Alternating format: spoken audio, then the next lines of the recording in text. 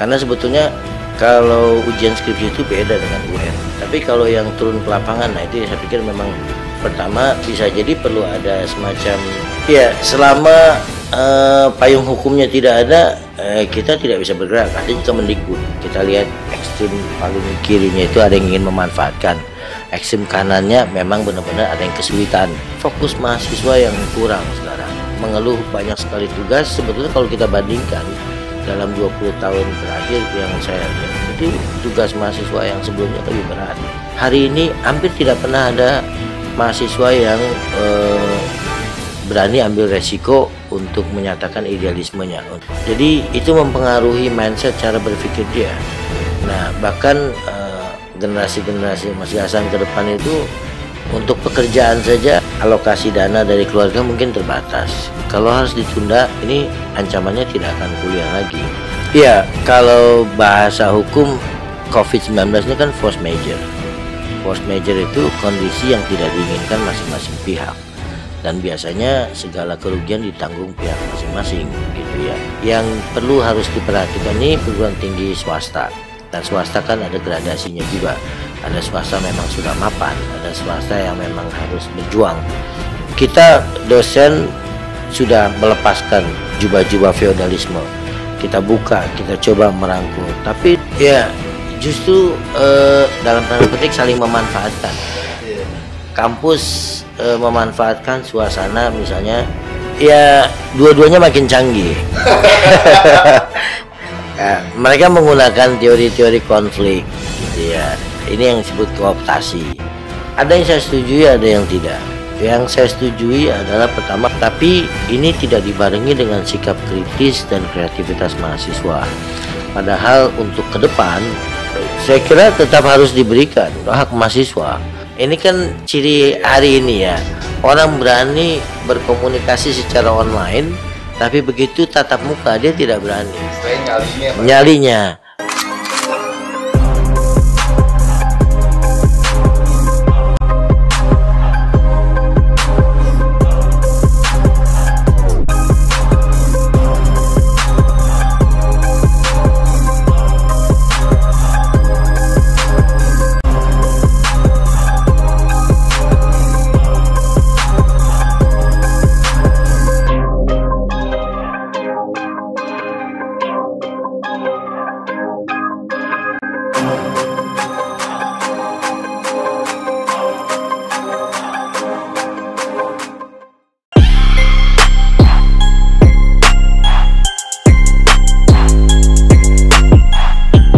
Assalamualaikum warahmatullahi wabarakatuh.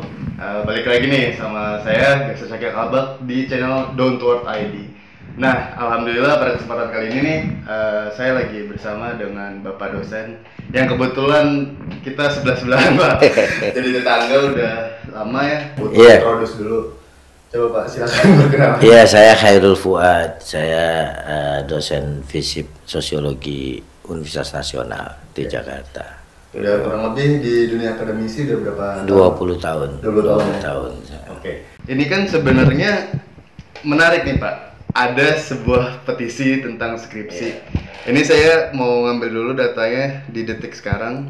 Itu ada 49.752 yang menandatangani petisi dari 50.000. Nah, itu tanggapannya gimana Pak? Iya, saya ikuti. Ada 3 tuntutan ya dari petisi itu. Pertama soal pengurangan biaya kuliah kurang lebih ya karena kasus corona ini COVID-19.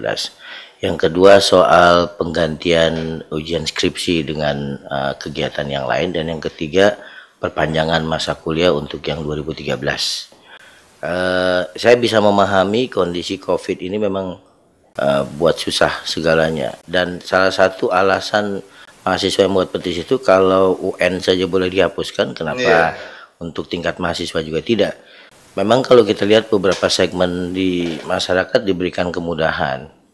Yang kontroversial kan pemerintah akan membebaskan koruptor, gitu, karena crowded di penjara. Kemudian akan memberikan BLT buat orang-orang yang tidak mampu. Yang jelas concernnya akan memberikan kemudahan kepada semua segmen masyarakat. Saya lihat Kemendikbud belum memberikan respon terhadap tuntutan ini, baru sebatas memberikan kebebasan kepada masing-masing perguruan tinggi supaya disesuaikan dengan kondisi masing-masing, termasuk misalnya kegiatan lab, kegiatan magang, kegiatan yang lain. Nah, khusus untuk masalah skripsi saya kira dari sudut pandang kita, ini kan kita guardian gitu ya, kalau boleh dikatakan tenaga pengajar ini bertanggung jawab untuk menjaga kualitas pendidikan, baik secara kelembagaan maupun secara nasional gitu. Kalau buat mahasiswa sih mungkin lebih mudah-mudah aja gitu ya. Kalau saya melihatnya harus diperlakukan secara kasuistik gitu ya. Karena sebetulnya kalau ujian skripsi itu beda dengan UN. Benar. Kalau UN itu kan tiap tahun sudah fix waktunya. Kalau ujian skripsi itu kan bisa hampir setiap hari kayak orang umroh. Jadi kalau orang UN itu seperti haji, sudah waktunya jelas. Tapi kalau ujian skripsi seperti umroh, kapan saja dia selesai masa kuliahnya langsung kemudian bisa menulis proposal skripsi, kemudian menulis skripsi. Dan masa selesainya pun beragam. Ada yang 3 bulan selesai, ada yang 1 tahun, ada yang 4 tahun, ada yang 3 tahun nggak kembali lagi gitu. Nah kalau saya secara pribadi punya pandangan bahwa sebetulnya ujian skripsi itu ada dan tidak adanya COVID itu sudah biasa kita mengerjakan secara online dengan mahasiswa saya di kampus terutamanya. Karena pembelajaran juga sudah mulai blended learning ya. Nah, sebelum adanya COVID, hanya karena ada COVID ini jadi 1 semester kita blended learning online. Nah kalau ujian skripsi sudah biasa, artinya bisa dilakukan. Cuma kenapa saya katakan kasuistik, misalnya kalau yang sudah terlanjur mengambil skripsinya itu turun ke lapangan, nah, itu mungkin harus dimodifikasi.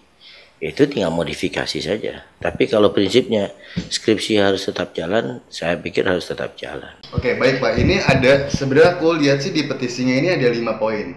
Yang pertama tentang dia terjun ke lapangan. Jadi di sini nih dibilang mahasiswa semester akhir kesulitan melakukan penelitian di lapangan. Lalu nih banyak banget juga Pak teman-teman, ada yang cerita, ada yang ngirim suara juga bahwa kalau misalkan ya intinya adalah banyak yang nggak bisa dilakukan ketika observasi karena pertama respondennya tidak ada. Terus lalu ya mereka ini takut juga karena virus corona bisa menyebar ke dirinya mereka. Nah itu bagaimana Pak? Ya, makanya saya pikir harus diperlakukan secara kasuistik. Sebab kalau mau diambil mudah sih mudah ya, cepat gitu selesai semuanya. Tapi sekali lagi nurani kita mengatakan bahwa ini kan kualitas harus tetap dijaga. Karena banyak kasus, ada yang memang benar-benar serius mengerjakan, ada yang ya tidak pernah mengerjakan, susah gitu. Nah kita harus dijaga kualitas itu. Saya pikir memang kendalanya pertama yang skripsinya modelnya turun ke lapangan, harus respon. Tapi kan ada skripsi-skripsi yang studi kepustakaan gitu ya, yang studi pemikiran, jurnal online. Mahasiswa hubungan internasional rata-rata tidak pernah turun ke lapangan. Dia cukup studi kepustakaan, artinya cukup buku dan internet, selesai. Itu buat mahasiswa HI saya kira tidak ada pengecualian gitu ya, karena selama pengalaman saya ikut menguji skripsi mahasiswa HI hampir tidak pernah ada yang mewawancarai narasumber gitu ya. Nah, rata-rata memang studi kepustakaan. Tapi kalau yang turun ke lapangan, nah itu saya pikir memang pertama bisa jadi perlu ada semacam reorientasi skripsi itu. Itu bergantung diskusi kembali dengan prodinya atau dengan dosennya. Yang kuantitatif bisa dialihkan jadi kualitatif. Nah, karena skup saya sosial ya. Saya tidak tahu kalau ilmu eksak mungkin beda lagi. Tapi kalau yang sosial memang ada pilihan ke lapangan atau kualitatif atau kuantitatif. Nah itu bisa direorientasi, artinya dikaji ulang, proposalnya bisa dimudahkan. Kemudian yang kedua, memang kadang tergantung kepada dosen pembimbingnya. Ya, saya mengerti kesulitan mahasiswa, jangankan karena COVID begini ya, khusus biasa pun saya juga melihat sebagian kolega saya itu agak feodal juga, merasa harus dikejar-kejar, merasa harus dicari, kayak pegawai pajak lah. Artinya kalau dia nggak mendapatkan kesalahan berarti nggak kerja. Jadi si dosen tuh kalau nggak merasa mencoret, dia merasa nggak bekerja. Jadi saya masih belum sepakat kalau kemudian langsung dihapuskan total ujian skripsi. Itu harus tetap ada, tinggal dikembalikan kepada masing-masing kampus, prodi terutama. Nah, itu tanggung jawab prodinya dengan pembimbingnya ya. Berarti harus secara objektif Pak ya? Iya, betul. Kalau UN kan selesai. Nah, itu pun hanya tinggal bagaimana mencari model penilaiannya pengganti dari UN. Tapi kalau skripsi kan nggak bisa. Tapi nanti akan ada kecenderungan nggak sih Pak, kalau misalkan yang di prodi ini misalkan bisa dihapuskan, terus ada prodi ini yang tidak dihapuskan dan terus berlanjut kayak gitu? Iya, selama payung hukumnya tidak ada, kita tidak bisa bergerak. Artinya Kemendikbud. Kalau Kemendikbud langsung memberikan keputusan bahwa memang dibebaskan, semua perguruan tinggi harus mengikuti. Tetapi kalau diserahkan kepada masing-masing perguruan tinggi, berarti kasuistik. Kasuistik bisa masing-masing perguruan tingginya bisa juga melihat karakteristik bidang studinya. Kalau ilmu sosial, itu saya katakan tadi, ada yang kuantitatif, ada yang kualitatif, bisa diarahkan kualitatif, lalu kemudian diskusinya bisa online. Nah, tadi kan menyinggung sedikit tentang UN nih Pak. Iya. Saya melihat karena saya sebenarnya kalau di Twitter itu banyak yang tidak setuju Pak. Iya. Karena melihat apalagi senior-senior ngelihat lama banget, terus kayak kok kayak gini banget sih mahasiswa zaman sekarang, istilah itu dianggap mentalnya lemah lah. Nah, apakah dengan ada UN dihapuskan, mahasiswa ini cenderung mahasiswa atau karena kasus UN-nya? Iya, mahasiswa jadi mengambil ya UN aja bisa dihapuskan, kenapa skripsi enggak? Iya. Kayak gitu apakah jadi momentum, Mbak? Ya, satu sisi memang ini momen ya, COVID-19 ini momen bisa kita lihat ekstrim paling kirinya itu ada yang ingin memanfaatkan, ekstrim kanannya memang benar-benar ada yang kesulitan karena level masyarakat kita berbeda. Soal misalnya pembelajaran jarak jauh saja tidak semua orang punya akses gitu ya. Kita mengharapkan mereka bisa belajar lewat online pakai laptop, tapi banyak di antara mahasiswa kita yang harus ke warnet, harus buat itu harus dibantu oleh kampus. Maka kelebihan misalnya uang kuliah yang tidak dipakai operasional di kampus itu bisa untuk subsidi mahasiswa-mahasiswa yang seperti ini. Nah, yang kedua, kalau dibilang mengambil momentum, saya sudah lama pengamatan. Ini mohon maaf nih buat adik-adik mahasiswa saya ya. Saya 20 tahun mengajar, membandingkan generasi ketika 90-an akhir ya sampai sekarang, memang ada tren berbeda mahasiswa ya. Pertama daya kritis ketika di kampus. Jujur sekarang mungkin bergantung pada kampusnya. Di kelas saya hampir tidak punya tantangan. Setiap kali saya tanya mahasiswa ada pertanyaan, tidak ada. Saya selalu tanya, Anda mau pertanyaan apa mau jawaban? Juga nggak ada jawaban. Kemudian yang kedua membaca, kemampuan membaca. Jadi kemampuan membaca yang kualitas. Kalau kemampuan dan kemauan bacanya tinggi sekarang. Cuma yang dibaca WA. Jujur sebenarnya saya nanti akan ada topik sih Pak tentang ya perbedaan mahasiswa dulu sama sekarang. Karena kalau misalkan yang saya lihat untuk saat ini ya mentalnya mungkin lemah Pak. Bisa dibilang seperti itu ya. Iya. Terus saya juga beberapa kali ngobrol sama teman-teman kampus tentang senioritas. Itu kalau misalkan dulu kan istilahnya main fisik.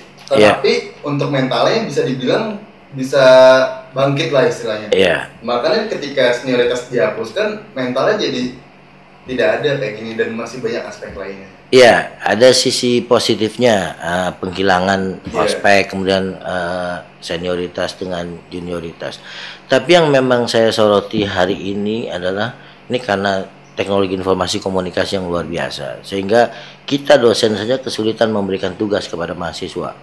Kita kasih tugas, apakah tugas mengarang dan yang lainnya, mereka punya akses luar biasa.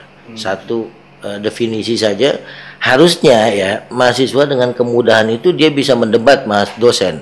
Kalau dosen baca satu buku dia punya akses internet. Tapi itu tidak terjadi di bangku kuliah, tidak terjadi. Justru kita kesulitan ketika saya berikan definisi, padahal tuh kalau di sekali klik itu bisa ratusan ribu definisi pasti akan ada gitu. Itu tantangan di lapangan. Dan sejujurnya juga ketika saya kuliah Pak, itu saya emang sedikit aktif lah, istilahnya emang banyak untuk nanya, terus juga lebih menyoroti lah pendapat-pendapat saya. Tapi di situ teman-teman saya kayak bisa dibilang caper, cari perhatian. Terus saya lihat ini kok kayak nggak ada yang nanya, bahkan seharusnya sampai harus dosen yang ngajin pertanyaan juga kayak gitu kan.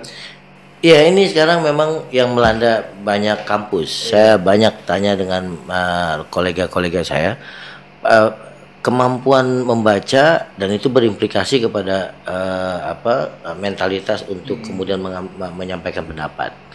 Menyampaikan pendapat saja, justru saya perhatikan di kalangan dosen sudah mulai agak berkurang feodalismenya. Artinya bahwa saya benar, kamu kalah. Kan banyak yang milenial juga dosennya. Ayo, tetapi tetap di kalangan mahasiswanya itu saya kira memang kemudahan teknologi informasi komunikasi, dia bisa tulisan itu dalam 1 hari mestinya selesai. Dan problemnya sekarang plagiarisme itu tinggi sekali. Itu yang jadi PR besar buat kampus-kampus, karena mahasiswa juga kehilangan daya kritis, kehilangan daya kreativitas. Jujur kalangan para dosen itu harus mencari cara bagaimana membuat tugas untuk katakanlah 30 mahasiswa gitu ya. Dan saya juga kurang begitu paham bagaimana mahasiswa itu juga untuk presentasi juga rendah, untuk kemampuan presentasinya gitu ya. Rata-rata membaca, betul, hanya baca slide. Jadi kalau di Amerika ada sekarang kecenderungan back to basic, mengajar tuh dimulai lagi tidak pakai slide gitu ya, kemudian ditulis pakai spidol di depan, mahasiswa diminta untuk bicara karena ada yang hilang, segalanya mudah didapat, diakses dari internet, tapi mahasiswa hanya menyimpan di sini, tidak bisa mereproduksi kembali ketika bicara di kelas di hadapan mahasiswa.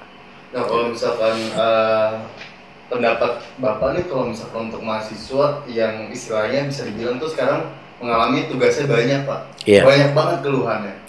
Ini gimana Pak? Sebetulnya itu yang saya soroti. Dari tahun 2000-an tugas itu tetap sama. Ya, artinya banyak mahasiswa itu. Dan itu lebih berat mahasiswa dulu. Mereka harus ke perpustakaan, baca buku. Ya, internet tidak umum, tidak ada. Jadi apalagi kalau zaman saya mahasiswa gitu, kita dapat tugas sama, 1 mata kuliah bisa 2 tugas dan harus ke perpustakaan baca buku gitu. Kita harus baca buku. Hari ini tidak baca buku, cukup itu saya pikir memang fokus mahasiswa yang kurang sekarang. Mengeluh banyak sekali tugas. Sebetulnya kalau kita bandingkan dalam 20 tahun terakhir yang saya lihat, itu tugas mahasiswa yang sebelumnya lebih berat. Termasuk pertimbangan memberikan nilai A, B, C itu lebih kejam yang lama ketimbang yang sekarang. Benar, gitu. Sekarang banyak kan yang ngeluh, terus rata-rata juga deketin dosennya buat apa? Iya, betul. Saya kira memang ada benarnya kalau pengamatan kurang tangguh, karena yaitu ada semacam sikap pragmatisme di kalangan mahasiswa. Meskipun ada beberapa yang saya dapati canggih juga cara berpikirnya, kalau kemudian mampu menggunakan TIK gitu ya, bisa berprestasi. Yang jelas secara umum, karena saya bicara mayoritas, saya kan ngajar pengantar, ngajar filsafat dan dasar-dasar logika, itu agak berat. Apalagi kalau ketemu istilah-istilah yang agak susah, padahal sederhana bagi kalangan kampus itu sudah nyerah. Gitu. Nah kalau misalkan sebelum kita masuk ke 3 poin selanjutnya nih Pak, berarti kalau untuk penilaian Bapak nih, kalau misalkan dulu, misalkan kita anggap 100 nih mahasiswa yang dulu, kalau misalkan sekarang berapa Pak? 78. Karena di awal-awal masuk ketika saya mulai mengajar, itu mahasiswa benar-benar berani. Dia tidak pernah berpikir implikasinya kepada nilai, berani mengeluarkan pendapat, bahkan berani membawa buku yang tidak ada kaitannya dengan mata kuliah, tapi dia tanyakan gitu ya. Itu dari segi kemauan dan kemampuan serta keberanian untuk menyatakan pendapat. Hari ini hampir tidak pernah ada mahasiswa yang berani ambil resiko untuk menyatakan idealismenya, untuk menyatakan pendapat. Nah itu Pak, ketika mahasiswa ingin menyampaikan pendapat, tetapi sama halnya dengan saya Pak ya, itu malah dibilang kayak ngapain sih so banget kayak gitu, so politik atau so peduli. Bahkan ya sekarang bisa dibilang orang lebih banyak joget-joget. Kayak gini kan salah Pak. Ya itu lifestyle. Saya kira memang yang sekarang merajalela itu lifestyle seperti itu. Mahasiswa lebih kepada yang praktis pragmatis. Jadi agak berat diajarkan yang berpikir segala macam. Bahkan kita lihat kecenderungan bagaimana mahasiswa mengambil mata kuliah bidang studi. Bidang studi yang jelas ada implikasi pekerjaan cepat, kemudian prospeknya bagus gitu ya. Dan bidang studi yang agak menuntut untuk berpikir itu cenderung nggak laku. Jadi itu saya kira memang bukan pada individual masyarakat. Ada persoalan dalam sistem, dalam masyarakat itu sendiri. Ada perubahan sosial besar yang membuat masyarakat kita, terutama mahasiswa kita, bersikap seperti itu. Apakah juga sekarang mahasiswa sekarang ini punya tendensi buat pengen sukses lebih cepat juga mungkin Pak? Dan tidak ada daya kritis ya, mungkin ada nggak sih faktor kayak gitu tuh? Iya, kalau kita lihat generasi-generasian nih kan, ada generasi X, Y, Z. Ini kita sebut sekarang generasi Z atau generasi post milenial. Memang alamnya berbeda. Jadi bukan hanya perubahan pada sikap si mahasiswanya sebagai individu, tapi secara nasional, secara global memang berubah masyarakatnya. Kita lihat bagaimana perbankan, bagaimana ekonomi dikelola, bagaimana politik dikelola, itu berubah dan itu mempengaruhi masyarakat. Ada dugaan misalnya generasi post milenial ini dia tidak akan berhubungan dengan bank. Dia nggak akan beli voucher HP itu ke jalan. Dia cukup menggunakan HP. Semuanya sebab praktis pragmatis. Jadi itu mempengaruhi mindset cara berpikir dia. Nah bahkan generasi Mas Gasan ke depan itu untuk pekerjaan saja yang diinginkan tuh pekerjaan mobilitas tinggi. Dia nggak mau di satu tempat, dia akan mobile dan kecenderungannya itu traveling, pergi aventure ke sana kemari itu, gengsi betul. Jadi praktis pragmatis. Satu sisi ya bisa dikatakan kita mau nggak mau harus menangkap perubahan itu, termasuk di kampus sekarang kan ada pembelajaran yang disebut dengan blended learning atau online. Jadi di kuliah sekarang itu nggak mewajibkan satu semester datang ke kampus tatap muka. Sudah 50% tatap muka, 50% online. Nah, itu karena ingin mengakomodir kemauan post milenial tadi. Gitu. Oke, jadi kita masuk ke poin selanjutnya nih Pak. Iya. Ini kan ada dia bilang kayak gini Pak, terutama bagi saya dan beberapa teman mahasiswa semester akhir, saat ini kami kebingungan untuk menyelesaikan kewajiban kami menuntaskan tugas akhir di kampus kami. Ini poinnya bisa saya simpulkan, mahasiswa ini bingung membuat tugas akhir di tengah wabah virus corona. Nah sebenarnya ini kalau menurut Bapak, kebingungannya ini berdasarkan apa gitu Pak? Ada yang memang genuine kebingungannya karena memang itu tadi turun ke lapangan respondennya nggak mau dan mungkin karena ada seruan social distancing gitu ya. Yang kedua kebingungannya karena mungkin juga dosen pembimbingnya tidak siap gitu ya, tidak mudah dijangkau, tidak mudah diajak berkomunikasi karena dosen juga ada yang memang melek IT, ada yang tidak melek IT dan agak sulit dihubungi gitu. Ada yang lebih comfortable kalau tatap muka. Nah, yang ketiga ada yang kebingungan karena jujur alokasi dana dari keluarga mungkin terbatas. Kalau harus ditunda, ini ancamannya tidak akan kuliah lagi. Saya kira memang pemerintah harus menangkap hal-hal yang seperti ini, termasuk perguruan tinggi, dan perguruan tinggi juga harus dipilah lagi. Ada perguruan tinggi swasta, ada negeri. Kalau negeri semua pembiayaan kan diberikan oleh pemerintah. Tapi kalau perguruan tinggi swasta, income-nya itu kan dari mahasiswa.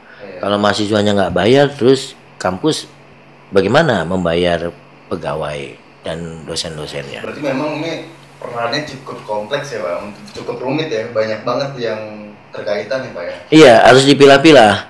Jadi saya pikir kalau perguruan tinggi negeri mungkin tidak terlalu bermasalah. Karena misalnya mahasiswa menuntut SPP tidak juga, itu urusannya pemerintah. Jadi pemerintah yang akan backup. Tapi yang perguruan tinggi swasta ini yang perlu difikirkan gitu. Tapi agak kasihan juga Pak, pemerintah lagi ke mana-mana harus diinin kuliah juga. Nah ini sebenarnya harus gimana nih Pak pemerintah menyikapi kebijakan kuliah ini? Ya, pemerintah kuncinya di leadership. Sebetulnya leadershipnya kalau strong, leadershipnya kuat gitu ya. Bagaimana dia mendelegasikan kepada Menteri Pendidikan, bagaimana dia mendelegasikan kepada Menteri Kesehatan urusan-urusan, bagaimana dia mendelegasikan ke masing-masing pemerintah daerah. COVID-19 gitu ya. Ini urusan pendidikan baru satu aspek saja. Bagaimana kita melihat leadership nasional ini, bagi saya kocar-kacir gitu ya. Jangankan urusan spesifik pendidikan yang tidak berkaitan langsung dengan COVID, yang dengan COVID-nya saja banyak sekali gugatan masyarakat gitu. Jadi memang hancur dari segala aspek ya Pak ya? Iya, leadershipnya sederhana saja dari segi komunikasi publiknya dan dari segi koordinasi. Bagaimana komunikasi publiknya berantakan antara pejabat satu dengan pejabat yang lain, saling menegasikan. Pagi dibuat statement, sorenya dibantah. Kemudian yang kedua, ada yang leading sektornya nggak muncul, Menteri Kesehatan ngilang, gitu ya. Menteri Pertahanannya sakit gigi. KPK juga kan? KPK juga buat. Nah, tiba-tiba Menteri Kehakimannya langsung menyetujui untuk pembebasan koruptor. Mungkin nanti kita bakal bahas spesifik tentang itu. Karena panjang banget ya. Ini juga kita fokus ke poin ini Pak. Oke. Ini ada yang salah satu yang bilang juga ini tentang UKT Pak. Ada yang bilang kayak gini nih Pak. Saya mendatangani ini karena kita tidak memakai fasilitas kampus, harusnya uang kita kembali separuhnya. Lalu dia bilang, kami kuliah sudah memenuhi kewajiban saat kuliah yaitu membayar UKT, tapi hak kami tidaklah terpenuhi, maka dengan ini kami meminta pertanggungjawaban untuk semester depan dalam peringanan uang kuliah. Intinya seperti itu. Itu menurut Bapak gimana? Iya, kalau bahasa hukum COVID-19 ini kan force majeure. Force majeure itu kondisi yang tidak diinginkan masing-masing pihak. Dan biasanya segala kerugian ditanggung pihak masing-masing gitu ya. Kalau mahasiswa tidak mau membayar, kampus kemudian juga tidak punya uang. Lalu bagaimana dia membayar guru dan karyawannya atau dosen dan karyawannya? Nah, dosen karyawannya akan menuntut pada kampus. Saya juga kan kerja bukan nggak mau kerja, tapi karena kondisi. Nah, kampus juga akan mengatakan saya juga bukannya nggak mau bayar, tapi mahasiswa menuntut. Mahasiswa juga akan mengatakan saya bukan nggak mau, tapi hak saya tidak dapat. Ini yang disebut kondisi force majeure. Jadi saya pikir memang sih semua pendanaan yang diterima dari mahasiswa tidak semuanya untuk gaji, ada untuk operasional. Nah, yang operasional ini kan yang sebenarnya tidak dipakai gitu ya. Kayak listrik, AC, kemudian kegiatan-kegiatan yang lain itu sebenarnya bisa dialihkan. Bisa saja tuntutan misalnya keringanan pembayaran gitu ya, entah 50% gitu ya. Atau mungkin untuk subsidi yang tidak mampu, atau mungkin difikirkan ke depan untuk pengurangan pembiayaan kegiatan yang akan datang, atau pos-pos kegiatan yang lain tidak hanya belajar itu yang dikurangi, atau ya pemerintah mau tidak mau harus turun tangan memberikan subsidi kepada perguruan tinggi swasta. Jangan subsidi buat pendidikan. Ingatnya darurat sih. Oh, dananya Kementerian Pendidikan paling besar loh, paling besar triliunan. Iya. Nah, itu problem kita soal transparansi. Kayak kita mendengar sekarang dana untuk penanganan COVID-19 itu 400 triliun. Antara senang dengan khawatir. Senang bahwa artinya pemerintah memberikan perhatian. Tapi khawatir 400 triliun itu bisa kemana-mana. Apalagi ternyata kita rinci 400 triliun itu separuhnya untuk dunia usaha, bukan untuk kesehatan. Kesehatan hanya 70 triliun. Yang sisanya itu untuk dunia usaha. Dunia usaha itu kemana perginya? Nah, kalau untuk mensubsidi pengusaha-pengusaha besar kan sama saja. Gitu. Tapi untuk kayak yang statement yang orang yang nulis ini Pak, menurut Bapak tuh kayak terlalu ringan gak sih untuk orang ini tuh berbicara padahal tidak melihat kayak misalkan untuk gaji karyawan, gaji dosennya dan lain-lain kayak gitu. Iya, karena kemampuan empati mungkin tidak sampai gitu ya. Ya, atau dia lebih melihat pada internal masalah di dalam. Bagaimana saya mau bersimpati atau berempati pada orang lain, kondisi ekonomi saya saja seperti ini. Jadi memang harus dipilah. Ada beberapa kalangan mahasiswa yang memang tidak punya kemampuan untuk itu. Tapi ada yang punya kemampuan hanya melihat dari sisi hak dan kewajiban. Mana kewajiban kampus? Gitu ya, hak kami tidak didapat meskipun kamu sudah berusaha dialihkan yang namanya pembelajaran itu kan jadi online. Tapi mahasiswa yang mendapat tekanan dari orang tua evaluasinya karena sifatnya online itu beda-beda. Saya perhatikan dari kampus ada yang sifatnya dosen hanya memberikan tugas selepas 3 kali pertanyaan dijawab oleh mahasiswa. Ada yang memang intensif dengan video conference, itu juga harus dipilah-pilah lah. Nah Pak, untuk spesifik nih Pak, apakah ada solusi nih Pak dari Bapak tentang UKT ini? Misalkan saran untuk juga kebijakan kampusnya atau misalkan pemerintah? Ya, kalau untuk perguruan tinggi negeri saya kira itu wilayah negara. Agak mudah karena negara yang punya uang, Kemendikbud, jadi bisa kebijakannya bisa. Yang perlu harus diperhatikan nih perguruan tinggi swasta. Dan swasta kan ada gradasinya juga. Ada swasta memang sudah mapan, ada swasta yang memang harus berjuang. Tapi yang jelas pemerintah harus memperhatikan bahwa apapun status swasta itu sudah memberikan kontribusi besar buat negara untuk bidang pendidikan yang tidak mampu dilakukan oleh pemerintah. Jadi harusnya memberikan perhatian juga kepada swasta, entah dalam bentuk subsidi tertentu atau dalam bentuk kebijakan-kebijakan yang mempermudah.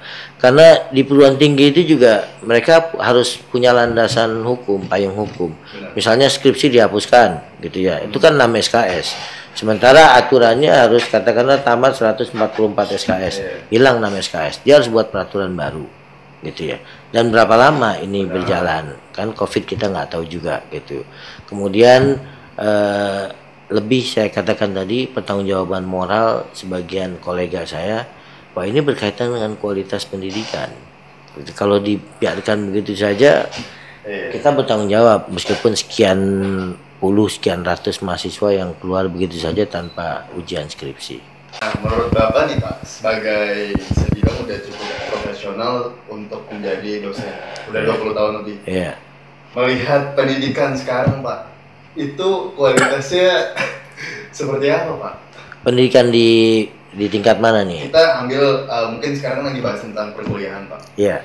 Itu apakah meningkat? Kalau menurut saya sih enggak. Dan semenurun drastis apa gitu Pak? Iya, pertama kita lihat dari kurikulum. Jadi kurikulumnya, apakah kurikulumnya memang relevan, cukup relevan. Persoalan kurikulum ini persoalan klasik karena setiap ganti menteri ganti kebijakan meskipun tidak langsung menyentuh pada kurikulumnya. Ini ada persoalan kesinambungan kebijakan. Dulu pernah ada usaha supaya skripsi tidak dijadikan kewajiban, cukup diganti dengan ujian komprehensif. Itu tidak. Kita bandingkan misalnya dengan Malaysia, jauh. Kita di Indonesia S1 itu harus tamat 144 SKS.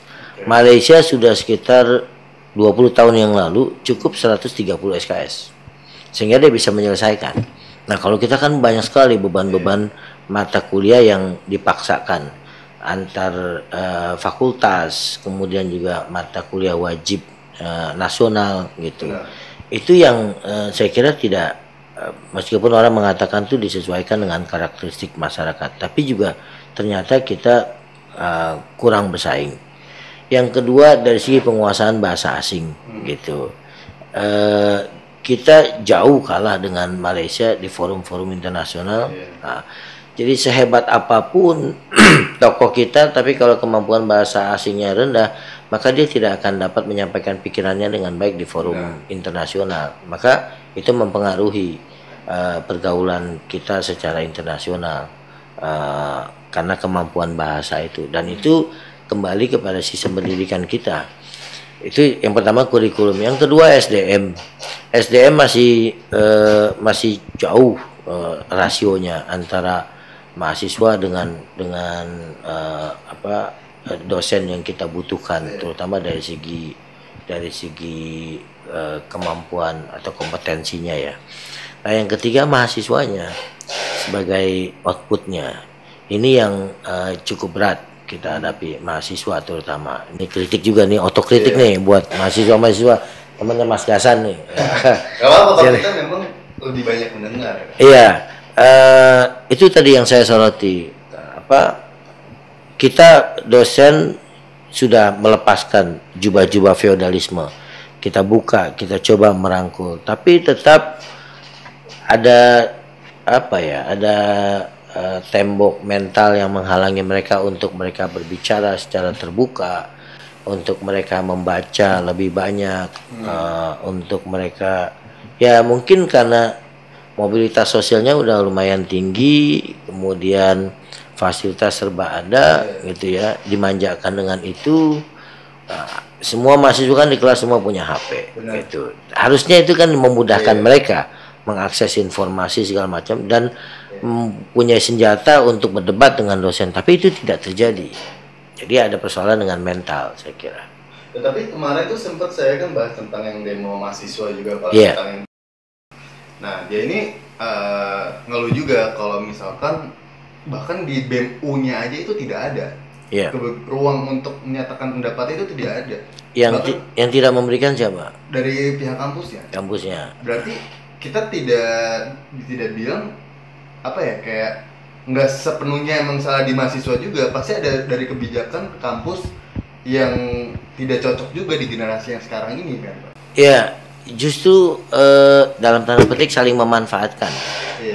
Kampus memanfaatkan suasana, misalnya sudah kita tidak banyak bicara tentang keorganisasian, fokus belajar. Gitu. Jadi kita fokus belajar, nggak usah banyak kegiatan-kegiatan kemahasiswaan, nggak usah banyak kegiatan-kegiatan keluar. Satu sisi bagus karena mahasiswa fokus, tapi sisi lain membuat mahasiswa kemudian hilang daya kritisnya. Yang kedua, dari segi mahasiswanya juga memang idealismenya berkurang. Sekarang kalau dibandingkan mahasiswa beberapa tahun yang lalu, yang namanya idealisme itu artinya turun ke lapangan.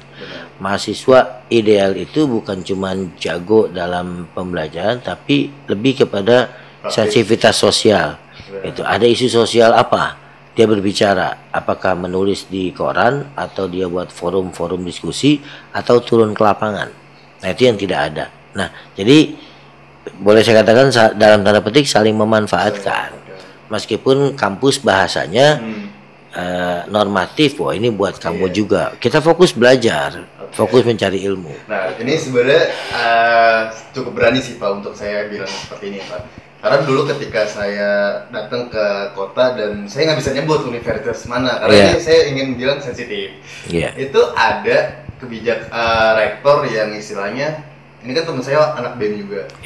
Itu bahkan dibilang ketua BEM ini disogok sama rektornya untuk tidak misalkan seperti demo atau kebijakan-kebijakannya yang istilahnya ya udah nurutin perintah rektor. Ini gimana Pak jadinya Pak? Ya, dua-duanya makin canggih.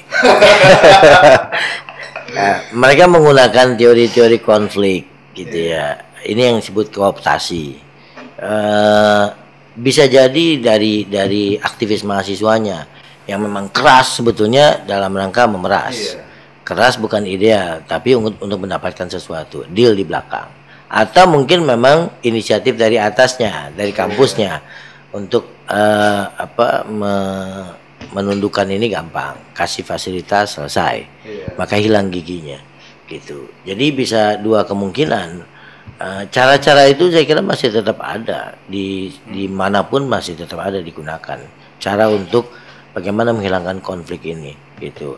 Meskipun dengan bahasa, enggak kok, kita mau fokus pada pendidikan, fokus kepada ini, tapi sensitivitas. Memang jadi perdebatan, bukan cuma di Indonesia. Di Malaysia, di Singapura, Anda ini istilahnya demokrasi tapi lapar, atau otoriter tapi kenyang. Nah, Anda mau dibiarkan bebas berbicara tapi kualitas pendidikan nggak fokus. nggak tamat-tamat tuh kuliah 7 tahun karena bicara tentang idealisme saja. Atau Anda fokus belajar, tapi begitu tamat 4 tahun atau 3 tahun setengah, Anda hilang sensitivitas sosialisnya atau idealisme masyarakatnya. Ini banyak terjadi. Kayak misalnya di Malaysia, profiling mahasiswa yang hebat itu yang IPK-nya sekian. Benar. Nah, Singapura yang IPK-nya sekian, 3,9,9 misalnya, itu hebat. Tapi tidak pernah ada karya terjun di lapangan. Nah, Indonesia kan beda gitu ya. Karena kita udah lama dibengkalaikan oleh negara. Benar. Kita biasa civil society muncul sendiri gitu. Nah, ketika negara juga agak melalaikan kita, lalu kemudian kita juga nggak peduli pada civil society, pada masyarakat, jadi pertanyaan siapa yang akan menjaga masyarakat? Gitu. Sebenarnya kalau misalkan yang dilihat sekarang ini Pak, apa ya, kayak ini kan sebenarnya Indonesia ini udah dianggap negara maju Pak. Iya. Tetapi dengan kualitas pendidikan kayak gini, terus bahkan kan kemarin saya juga berbincang dengan Ustadz Farid, kalau misalkan secara gampang tolak ukur salah satu negara maju itu rumah sakit tidak ramai. Iya. Seperti kurang lebih seperti itu. Tetapi pada faktanya sekarang rumah sakit tambah ramai. Ini maju dari segi apa gitu Pak? Sebenarnya bukan rame tidak ramenya, jaminan kesehatan, jaminan sosialnya terus ada. Jadi nah kalau sakit itu kan terkait dengan soal kesehatan masyarakat gitu ya. Di Amerika, di negara-negara maju, jaminan kesehatan itu luar biasa. Rumah sakit memang diberikan fasilitasnya hebat gitu ya. Kemudian pendidikan juga itu yang didahulukan. Nah, saya kira problem kita memang nggak bisa jauh dari korupsi. Budget itu tinggi tapi kemudian habis gitu. Ya korupsinya bukan hitungan puluhan miliar, ratusan miliar dan sudah triliunan. Nah ini kan yang miris sebetulnya gitu ya. Nah ini kita bahas tentang yang petisi ini Pak, karena emang udah cukup lama saya lihat ini. Kesimpulannya nih Pak, apa yang bisa dilihat, apakah Bapak setuju dengan petisi ini atau tidak? Ada yang saya setujui, ada yang tidak. Yang saya setujui adalah pertama perpanjangan masa kuliah 2013 ke atas. Itu sangat manusiawi. Kemudian yang kedua, antara setuju dengan tidak setuju soal pengurangan biaya kuliah. Setuju dalam artian diberikan keringanan gitu ya, untuk apakah dialokasikan tahun yang akan datang atau pos kegiatan tertentu dihapuskan digantikan untuk SPP. Misalnya kegiatan-kegiatan kemahasiswaan itu kan bisa diambil dari pos itu, dialihkan karena juga tidak ada kegiatannya. Atau bisa juga subsidi untuk mahasiswa yang tidak mampu, itu kan bisa diidentifikasi gitu ya. Nah yang ketiga soal ujian skripsi. Nah, kalau Kemendikbud mengeluarkan kebijakan, mau tidak mau semua harus ikut, negeri maupun swasta. Tapi dalam kondisi ketika Kementerian Pendidikan tidak memberikan petunjuk, diserahkan kepada perguruan tinggi swasta masing-masing, semua kasusnya saya kira kasuistik, ditangani secara kasuistik. Kalau mahasiswa yang di sosial, kuantitatif dengan kualitatif turun ke lapangan itu bisa di remodeling, bisa direorientasikan, dikembalikan pada kualitatif. Tapi memang saya memahami kesulitan beberapa mahasiswa. Pertama bukan cuma soal turun ke lapangan, yang kedua kesulitan menjalin komunikasi dengan dosen-dosen pembimbingnya. Kalau untuk itu saya mengajak kolega-kolega saya supaya lebih memudahkan bagaimana proses komunikasi bimbingan online-nya itu kepada mahasiswa gitu. Nah, kalau misalkan saran atau misalkan ya untuk misalkan mahasiswa nih Pak, apa saran dari Bapak? Secara keseluruhan melihat ini generasi milenial dan post milenial, Anda hidup dalam kondisi serba mudah. Benar. Praktis, pragmatis dari segi teknologi. Yang kedua dari segi ekonomi kecenderungannya meningkat. Gitu ya, kelas menengah sudah mulai banyak muncul. Tapi ini tidak dibarengi dengan sikap kritis dan kreativitas mahasiswa. Padahal untuk ke depan persaingan itu harus dengan modal kreativitas gitu ya. Dan kreativitas itu kalau tidak didukung oleh kritis itu juga tidak bisa bertahan. Karena ini pengalaman saya, mahasiswa itu sebetulnya punya banyak bahan luar biasa, dimudahkan dengan teknologi informasi komunikasi. Hanya satu persoalannya, mental block. Bagaimana dia mereproduksi pengetahuan itu disampaikan pada dosen. Dosen kita sudah membuka diri mengikuti paradigma baru. Ayo jadi partner, silakan. Tapi ternyata itu masih belum mampu mendorong. Bisa dibilang tuh kayak kemudahan ini dimanfaatkan Pak ya, sampai sekarang kan ada istilah itu kaum rebahan. Iya. Gitu kan. Saking malas ya gitu dia menciptakan kalimat sendiri Pak. Iya. Anda harus punya pandangan jauh ke depan. Yang Anda nikmati itu dari orang tua Anda, gitu ya. Mobilitas sosial Anda itu harus meningkat dibandingkan orang tua Anda. Karena tantangan ke depan, Jack Ma bilang, kita bersaing bukan dengan sesama manusia. Kita bersaing dengan robot. Banyak sekali pekerjaan-pekerjaan yang akan hilang. Atas nama efisiensi, efektivitas, akan banyak terjadi pengangguran. Dan itu orang harus siap. Kalau nggak dituntut kreativitas, maka kita nggak akan dapatkan masa depan yang lebih baik. Gitu. Nah untuk tadi nih Pak, misalkan punya saran nggak untuk yang kampus nih yang istilahnya ada kan beberapa kampus yang akademik skripsi ini diganti sama jadi relawan. Iya. Ada, cuman ada juga bimbingan online, tapi hampir saya menyimpulkan itu tidak efektif. Iya. Lalu juga ada yang UKT, itu masih ada yang diperpanjang juga Pak. Oke. Nah itu menurut Bapak saran apa sih yang bisa diberikan? Iya, memang harus ada terobosan-terobosan. Saya kira misalnya jadi relawan, itu kan bisa dikonversi jadi SKS, gitu ya. Jadi yang namanya magang itu bisa dikonversi jadi relawan. Ya, tinggal mekanismenya saja diatur, itu kan bisa dibuat itu. Dalam kondisi itu yang saya katakan ada link and match antara perguruan tinggi dengan masyarakat.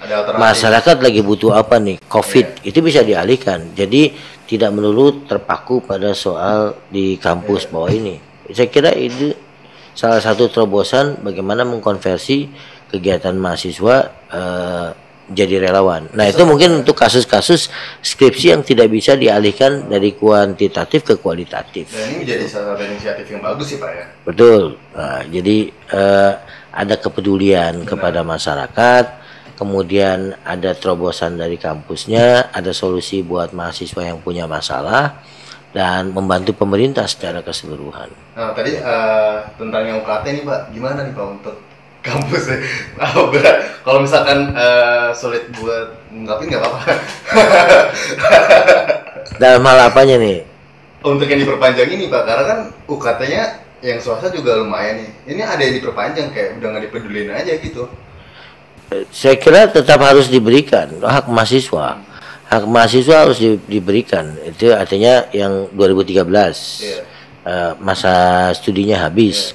Ini kan kondisi itu yang saya katakan dari kondisi force major. Semua serba tidak normal gitu ya. UN aja bisa dibubarkan. Kemudian mahasiswa kondisi seperti ini bukan kemauan si mahasiswa, bukan juga kemauan kampus gitu. Kecuali kalau yang lalu-lalu itu mungkin kesalahan mahasiswa. Tapi ini ada faktor eksternal yang membuat si mahasiswa mungkin ada yang sebagian begitu tambah lagi dengan kondisi begini. Nah, kampus juga harus mempunyai kelonggaran-kelonggaran sehingga karena apapun ceritanya, saya kira kalau kampus yang swasta yang sedang berjuang pasti akan memperjuangkan karena itu terkait dengan nilai akreditasi. Kalau output mahasiswanya berkurang, justru nama baik kampus itu juga akan jatuh. Oke deh teman-teman, ini sekitar 46 menit kita bahas. Cukup panjang ya. Saya nggak perlu minta maaf kan? Nggak perlu. Memang kritik kita kepada dunia akademis. Benar. Gitu ya. Nah ini terima banget nih Pak untuk bahas tentang yang skripsi petisi ini.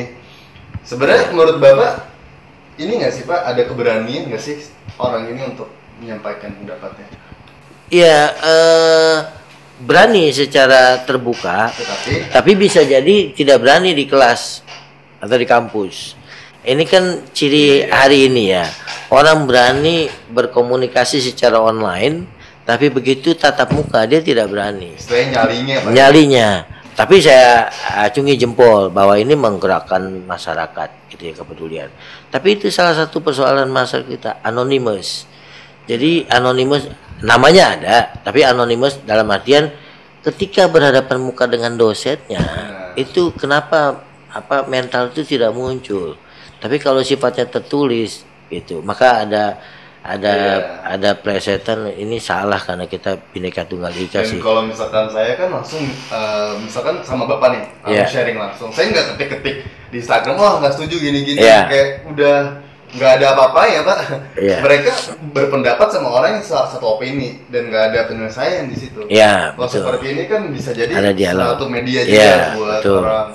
Pasti kan setiap ada pro dan ada juga kontra gitu pak. Sedangkan orang lihat ya, wah ini semuanya 55 poin bagus, tapi padahal kan nggak semuanya. Iya harus mendapatkan input dari luar.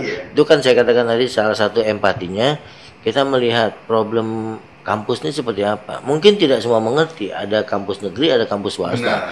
Negeri itu dari APBN, semua disupport negara. Tapi swasta, pendapatan itu murni dari SPP mahasiswa. Ketika mahasiswa nggak bayar, hilang dia operasionalnya. Ketika operasional hilang, dia juga akan tidak bisa membayar dosen dan karyawan.